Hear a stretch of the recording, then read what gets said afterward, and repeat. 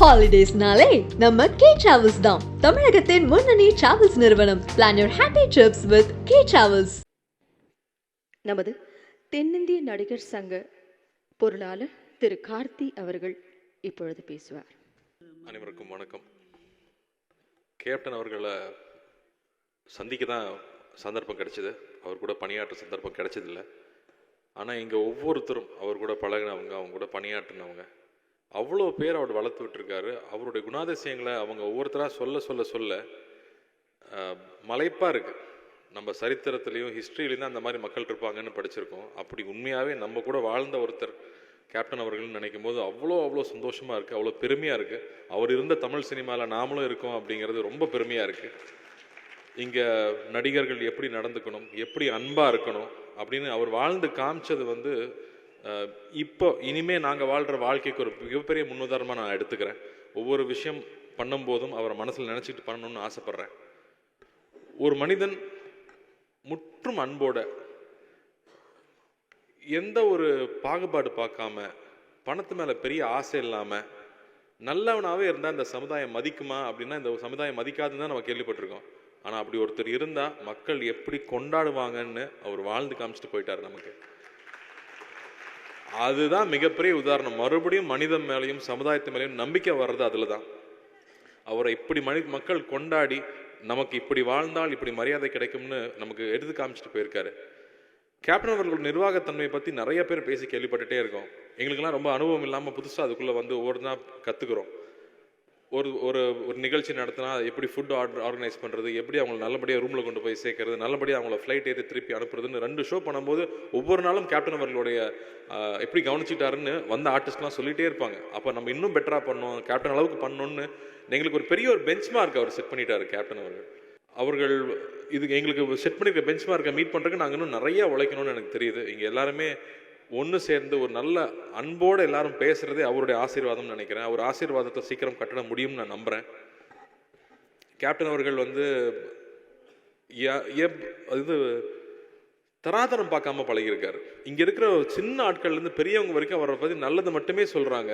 ஒரு ரூமில் உட்காந்துருந்தாங்கன்னா அங்கே அவரும் தரையில் உட்காந்துருப்பாரு, கூட டைரக்டர் ப்ரொடியூசர் உட்காந்துருப்பாரு, அசிஸ்டன்ஸ் உட்காந்துருப்பாங்க. எல்லாரும் ஒரே தளத்தில் உட்கார வச்சு பார்க்கறது என்னால் நான் நினச்சி கூட பார்க்க முடியல. அப்படி ஒருத்தர் எழுந்திருக்க முடியுமாங்கிறது அது ஒரு பெரிய உதாரணமாக நான் எடுத்துக்கிறேன். அவர் வாழ்ந்த வாழ்க்கையை இருந்து பார்க்கும்போது ஒரு தடவை ஈவெண்ட்டை முடிச்சுட்டு ட்ரெயினில் திரும்பி வந்துட்டு இருந்திருக்காங்க மதுரையிலேருந்து. வந்ததுக்கப்புறம் தான் தெரிஞ்சிருக்கு யாருமே சாப்பிடலன்னு. ட்ரெயினை நிப்பாட்டுன்னு சொல்லி நிப்பாட்டி 1/2 hour எல்லாருக்கும் பரோட்டாலேருந்து பிரியாணி வந்திருக்கு. எப்படி அவர் அந்த 1/2 hour ஆர்கனைஸ் பண்ணியிருப்பாருன்னு இப்போ நான் யோசிச்சு பார்க்குறேன். ட்ரெயினில் இருக்கிற அத்தனை பேருக்கு எப்படி இந்த சாப்பாடு எங்கேருந்து வரும்? ரசிகர் மன்றத்திட்ட சொன்னாரா, எங்கே சொன்னார், எந்த கடையில் சாப்பாடு வாங்கிட்டு வந்தாங்க? அவ்வளோ ஆச்சரியமாக இருக்குது எப்படி அதை அவர் பண்ணாருன்னு. அப்போ அதுக்கு எவ்வளோ முக்கியத்துவம் கொடுத்துருக்காரு. அவர் ஒரு தடவை காயப்பட்டிருக்காரு. அந்த மாதிரி யாருமே காயப்படக்கூடாதுன்னு நினைக்கிறது எவ்வளோ பெரிய மனசு. கேப்டன் அவர்களுடைய நினைவை இங்கே நம்ம எல்லாரும் சேர்ந்து அவரை கொண்டாடிக்கிட்டு இருக்கோம் அப்படிங்கிறது எங்களுக்கு ஒரு பெரிய பாக்கியமாக நான் நினைக்கிறேன். நடிகர் சங்கத்தில் அவர் இறக்கும்போது நாங்கள் நிர்வாகிகள் ஊரில் இல்லாமல் போனது மிகப்பெரிய வருத்தம்.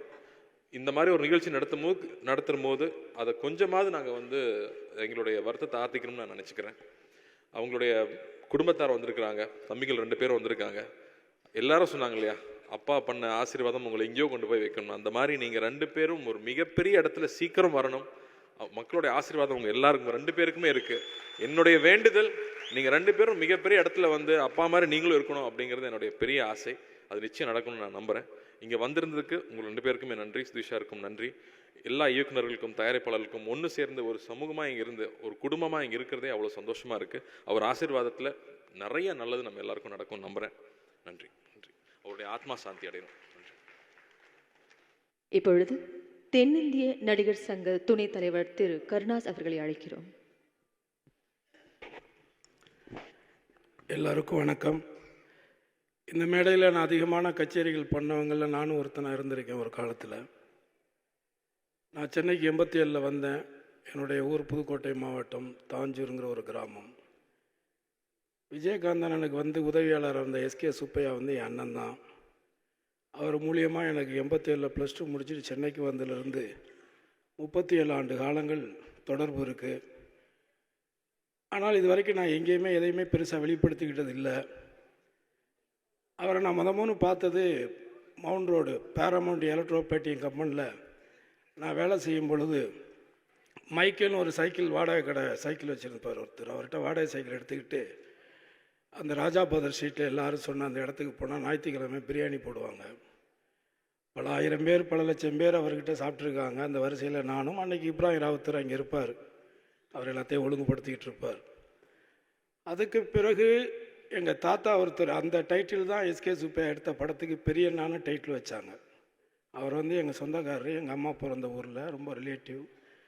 அவர் எலெக்ஷனில் நின்னார். 87க்கு பிறகு நடந்த டிஎம்கே அந்த நேரத்தில் எலெக்ஷனில் நின்னார். அவருக்காக முதன்முறையாக கேப்டன் வந்து ஒருத்தருக்காக பிரச்சாரம் பண்ண முதல் பிரச்சாரம் அதுதான் நினைக்கிறேன், என்னுடைய நினைவு சரியாக இருந்தால்.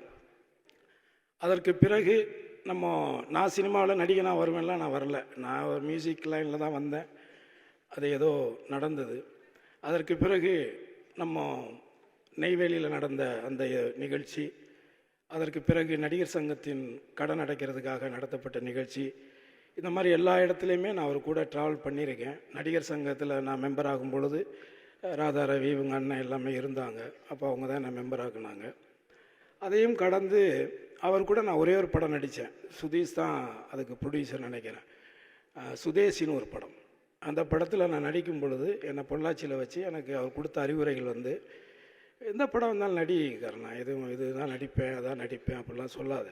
இந்த வடிவெல்லாம் பற்றியா எல்லா படமும் நடிக்கிறான்ல, அப்படி நிறையா படம் நடிச்சின்னா தான் ஏதாவது ஒரு படம் உனக்குன்னு ஒர்க் அவுட் ஆகும். அப்படி ஒர்க் அவுட் ஆகும் பொழுது உனக்குன்னு ஒரு கேரியர் வந்து ஓப்பன் ஆகும் அப்படின்னு என்னுடைய, அதாவது அவர் எவ்வளோ வருடங்களாக இருக்கார், எத்தனை நடிகர்களை பார்க்குறாரு. ஆனால் வளர்ந்து வரக்கூடிய ஒரு நடிகர்களை கூட அவரை உற்று நோக்கி அவனுக்கிட்ட இருக்கிற மைனஸை அவர் அடையாளம் கண்டுபிடிச்சி நீ அதை பண்ணணும் வளரணும் அப்படின்னு சொல்லக்கூடிய எல்லாரும் சொன்ன அந்த நல்ல மனசு. அதே மாதிரி முதன்முறையாக 100 அடி ரோட்டில் கட்டப்பட்ட முதல் பில்டிங் அந்த கேப்டன் பங்குதாரராக இருந்த ராவுத்தர் ஃபிலிம்ஸ் தான். இப்போ கூட அந்த மேக்கப் மேன் இங்கே வந்தார், உடல்நிலை சரியில்லாமல் இருந்தார். அன்றைக்கி கேப்டன் எங்கே ஒரு ஷூட்டிங் போயிட்டு பின்னாடி அந்த துணியெல்லாம் வச்சுக்கிட்டு இவர் கூட வந்தார். அப்போ நான் எங்கேயும் சுற்றி திரும்பும் பொழுது இது மாதிரி பில்டிங் கட்டுறாங்கன்னு சொல்லிட்டு அந்த இடத்துக்கு போனேன். அந்த ஃபங்க்ஷனுக்கு நானும் போனேன். அந்த கூட்டத்தில் அவரை பார்த்தேன், அண்ணனை பார்த்தேன். ஏவிஎம்மில் ஷூட்டிங், செந்தூர பாண்டி படம் ஷூட்டிங் நிறையா பார்த்துருக்கேன்.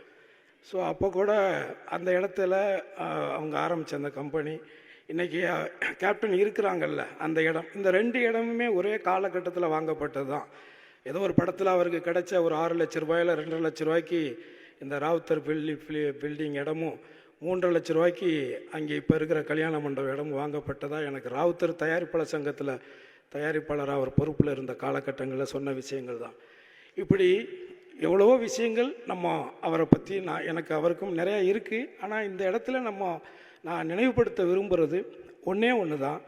அதாவது எண்ணம் போல் வாழ்க்கைன்னு சொல்லுவாங்க. அந்த எண்ணம் நல்ல எண்ணங்களாக இருக்கும் பொழுது நிச்சயமாக யாராக இருந்தாலும் இவராக ஆகலாம் அப்படிங்கிறது தான் ஒட்டுமொத்தமாக. நம்மளுடைய எண்ணங்கள் சுத்தமாக இருந்தால் நிச்சயமாக அண்ணனை போன்ற ஒரு இடமும் மக்களிடத்தில் கிடைக்கும். இன்னொரு விஷயம் வந்து என்னை பொறுத்தவரை நான் ஒரு கிட்டத்தட்ட ஒரு 23 வருஷமாக இந்த துறைக்கு வந்துட்டேன். 160 படங்களுக்கு மேலே நடிச்சிட்டேன். எல்லா நடிகர்கள் கூடவும் நான் நடிச்சிட்டேன். நான் நடிக்கலைங்கிற நடிகர்கள் 1-2 பேர் வேணால் இருக்கலாம். ஆனால் பெரிய நடிகர்கள் எல்லாரு கூடவுமே நான் நடிச்சிட்டேன்.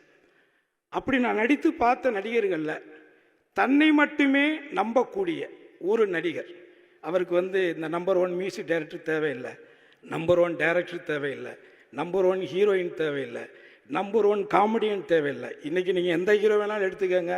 இன்றைக்கி கரண்டில் ஒரு 100 கோடி ரூபாய்க்கு வியாபாரம் நடக்குதுன்னா அது 150 கோடியாக மாற்றுறதுக்கு தேவையானது சேர்த்துக்குவாங்க.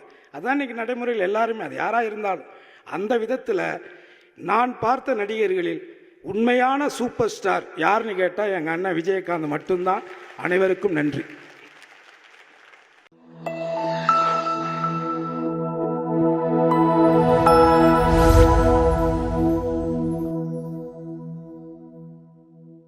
ஹாலிடேஸ்னாலே நம்ம கே டிராவல்ஸ் தான். தமிழகத்தின் முன்னணி டிராவல்ஸ் நிறுவனம். Plan your happy trips with K Travels.